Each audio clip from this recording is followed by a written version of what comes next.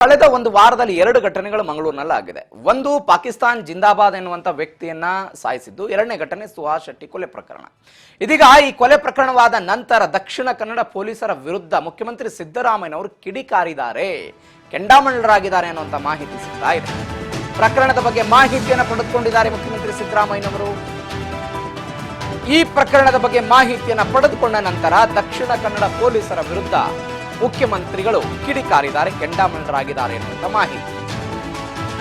ಹೇಗಾಯ್ತು ಪ್ರಕರಣ, ಎಲ್ಲಾಯ್ತು, ಏನು ಎತ್ತ ಅನ್ನೋದ್ರ ಬಗ್ಗೆ ಸಂಪೂರ್ಣವಾದ ಮಾಹಿತಿಯನ್ನ ಸಿದ್ದರಾಮಯ್ಯನವರು ಪಡೆದುಕೊಂಡಿದ್ದಾರೆ. ಮುಖ್ಯಮಂತ್ರಿಗಳು ಈ ಮಾಹಿತಿಯನ್ನ ಪಡೆದುಕೊಂಡಿದ್ದಾರೆ, ಕೆಂಡಾಮಂಡಲರಾಗಿದ್ದಾರೆ. ನೀವು ಪರಮೇಶ್ವರ್ ಅವರ ಮಾತುಗಳನ್ನು ಕೂಡ ಕೇಳಿಸ್ಕೊಳ್ತಾ ಇದ್ರಿ. 2 ಘಟನೆಗಳಿಂದ ದಕ್ಷಿಣ ಕನ್ನಡ ಶಾಂತಿಯಿಂದ ಇದ್ದದ್ದು ಇದೀಗ ಅಶಾಂತಿಯತ್ತ ಹೋಗ್ತಾ ಇದೆ ಅಂತ. ಒಂದು, ಇದೇ ಮಂಗಳೂರಿನಲ್ಲಿ ಇದೇ ವಾರ ನಡೆದಂತ ಘಟನೆ.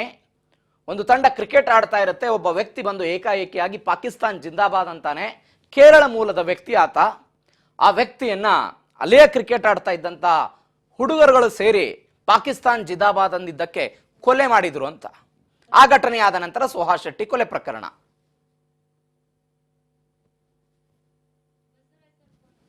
ಹೆಚ್ಚಿನ ಡೀಟೇಲ್ಸ್ ಕೊಡ್ತಾರೆ ನಮ್ಮ ರಿಪೋರ್ಟರ್ ಬಸವರಾಜ್ ಹೋಗಾರ್, ಫೋನ್ ಸಂಪರ್ಕಕ್ಕೆ ಬಂದಿದ್ದಾರೆ. ಬಸವರಾಜ್, 2 ಕೊಲೆ ಪ್ರಕರಣ ಒಟ್ಟಾರೆಯಾಗಿ, ಪರಮೇಶ್ವರ್ ಅವರು ಕೂಡ ಅದನ್ನೇ ಹೇಳಿದ್ರು. ಸುಹಾಸ್ ಶೆಟ್ಟಿ ಕೊಲೆ ಪ್ರಕರಣ, ಸಿದ್ದರಾಮಯ್ಯನವರು ಕಿಡಿಕಾರ್ತಿದ್ದಾರೆ, ಸಿಟ್ಟಾಗಿದ್ದಾರೆ ಅನ್ನುವಂತ ಮಾಹಿತಿ. ಪ್ರವೀಣ್, ಮಂಗಳೂರಿನ ಪಜ್ಪೆಯಲ್ಲಿ ಆಗಿರ್ತಕ್ಕಂತ ಏನ್ ಘಟನೆ ಏನಿದೆ, ಸುಹಾಸ್ ಶೆಟ್ಟಿ ಬಜರಂಗ್ ದಳದ ಕಾರ್ಯಕರ್ತ ಅನ್ನುವಂಥದ್ದು ನಿನ್ನೆ ರಾತ್ರಿ ಬರ್ಬರವಾಗಿ ಹತ್ಯೆ ಕೂಡ ಮಾಡಲಾಗಿರ್ತಕ್ಕಂಥದ್ದು. ಈ ಒಂದು ಪ್ರಕರಣ ಸಂಬಂಧಪಟ್ಟಂತೆ ಈಗಾಗಲೇ ಅಲ್ಲಿ ಪೊಲೀಸ್ ಅಧಿಕಾರಿಗಳು ಕೂಡ 4 ತಂಡಗಳಾಗಿ ಅದನ್ನ ತನಿಖೆಯನ್ನು ಕೂಡ ಕೈಗೊಂಡಿದ್ದಾರೆ ಎನ್ನುವಂತಹ ಮಾಹಿತಿಯನ್ನ ಗೃಹ ಸಚಿವರಾಗಿರ್ತಕ್ಕಂಥ ಪರಮೇಶ್ವರ್ ಕೂಡ ಹೇಳಿರ್ತಕ್ಕಂಥದ್ದು. ಈ ಘಟನೆ ಆದಂತ ಸಂದರ್ಭದಲ್ಲಿ ಮಂಗಳೂರಿನಲ್ಲಿ ಒಂದಿಷ್ಟು ಗಲಭೆ ಆದಂತ ಸ್ಥಳದಲ್ಲಿ ಕೂಡ ಬಿಗುವಿನ ವಾತಾವರಣ ಸೃಷ್ಟಿಯಾಗಿದೆ. ಹಾಗಾಗಿ ಸಿಎಂ ಸಿದ್ದರಾಮಯ್ಯನವರು ಕೂಡ ಈ ಒಂದು ಪ್ರಕರಣಕ್ಕೆ ಸಂಬಂಧಪಟ್ಟಂತೆ ಮಂಗಳೂರಿನಲ್ಲಿ ಇಂತಹ ಘಟನೆ ಆಗುವುದಕ್ಕಿಂತ ಮುಂಚಿತವಾಗಿ ಅಲ್ಲಿರ್ತಕ್ಕಂಥ ಪೊಲೀಸ್ ಅಧಿಕಾರಿಗಳ ಒಂದಿಷ್ಟು ವ್ಯವಸ್ಥೆಗೆ ಸಿಎಂ ಸಿದ್ದರಾಮಯ್ಯನವರು ಅಸಮಾಧಾನಗೊಂಡಿದ್ದಾರೆ ಎನ್ನುವಂತಹ ಮಾಹಿತಿ ಸದ್ಯಕ್ಕೆ ಸಿಗ್ತಾ ಇದೆ.